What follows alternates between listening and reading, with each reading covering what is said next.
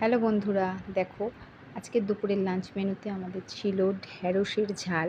ঢ্যাঁড়সের ঝাল করতে আমরা কম বেশি সবাই জানি, কিন্তু আমি তবু আমার নিজের মতন করে একটু শেয়ার করার চেষ্টা করলাম। কড়াই সর্ষের তেল দিয়ে তাতে কালো জিরে ফোড়ন দিয়ে টুকরো করে কেটে রাখা ঢ্যাঁড়স তাতে দিয়ে দিলাম। এদিকে মিক্সির বাটিতে সাদা সর্ষে, পোস্ত একে একে করে দিয়ে নিচ্ছি বাটার জন্য। আর তার মধ্যে দিলাম কাঁচা লঙ্কা, একটা ছোট টমেটো, আর সাথে একটা শুকনো লঙ্কা, যাতে রঙটা সুন্দর হয়, দিয়ে একটা স্মুথ পেস্ট তৈরি করে নেব।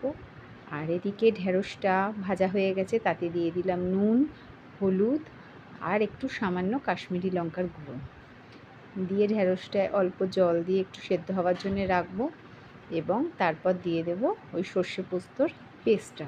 দেখো ঢ্যাঁড়সটা মোটামুটি আমার কমপ্লিট।